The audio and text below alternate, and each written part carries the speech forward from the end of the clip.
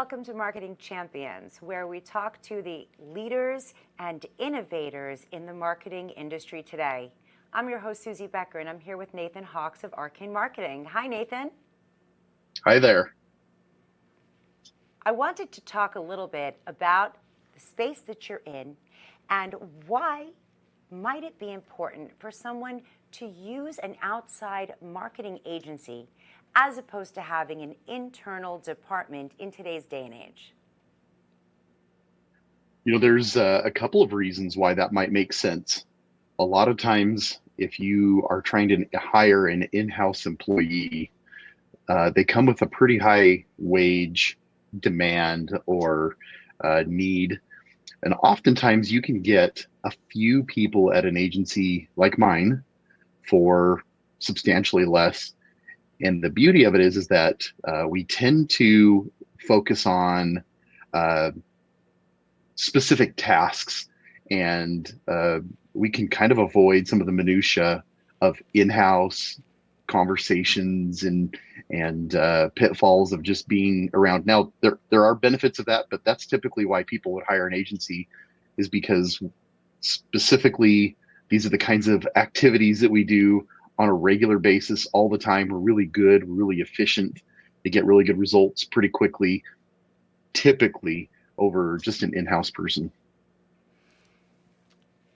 It sounds like it makes a lot of sense to me. So let me ask this way. When it comes to the marketing space, things are changing so quickly, and the expectation that an employee will stay on top of this, as well as doing whatever the administrative tasks are, it sounds to me that you're in a position to do things quicker, faster, better, so they can focus on what their actual job or business is. How do you provide your services without stepping on toes when you're newly emerging into a new business?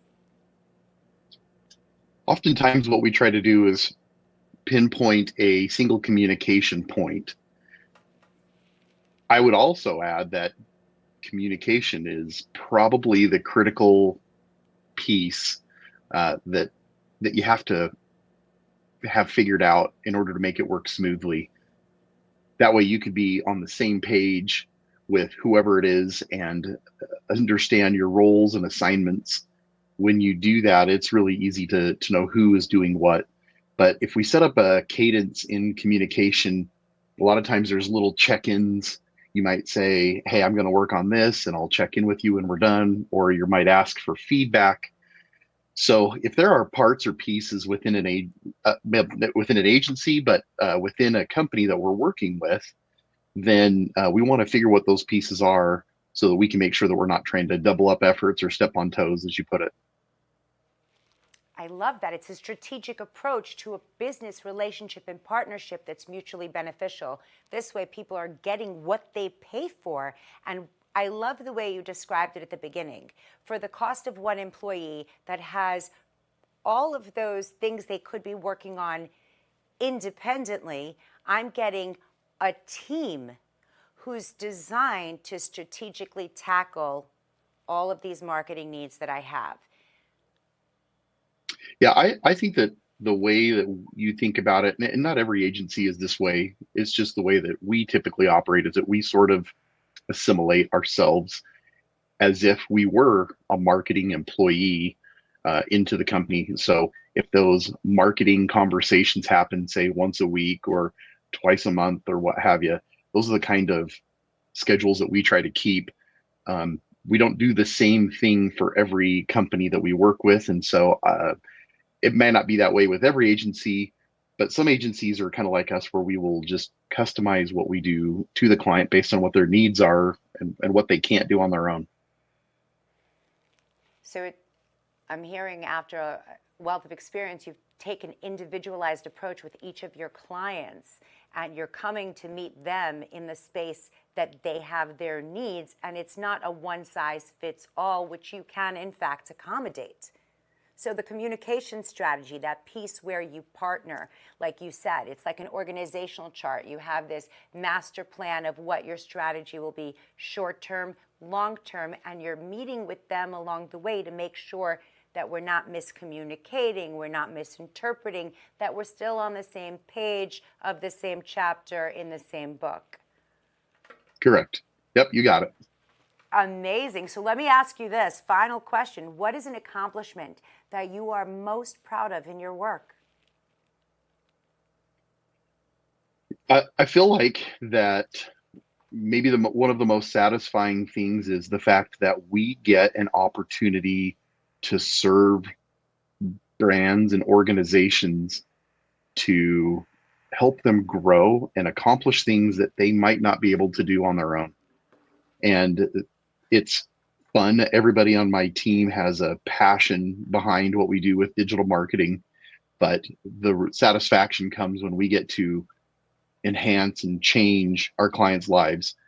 There are many times over the last decade where we've been able to help clients to, 6x or 10x their revenue just from what their online presence does or what their website is accomplishing.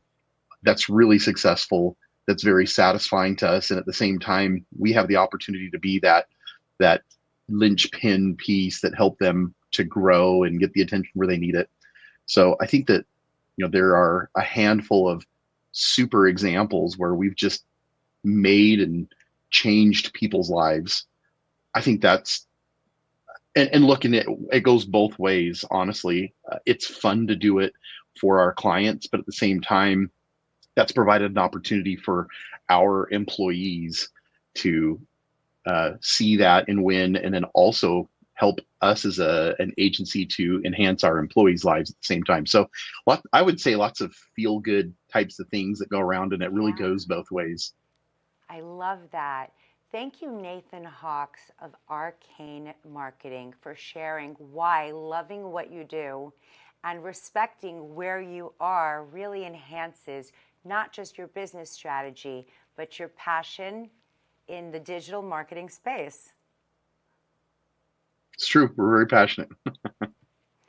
Well, whether you're looking for a refining of your strategy or just to be inspired, you can find us here at the Daily News Network.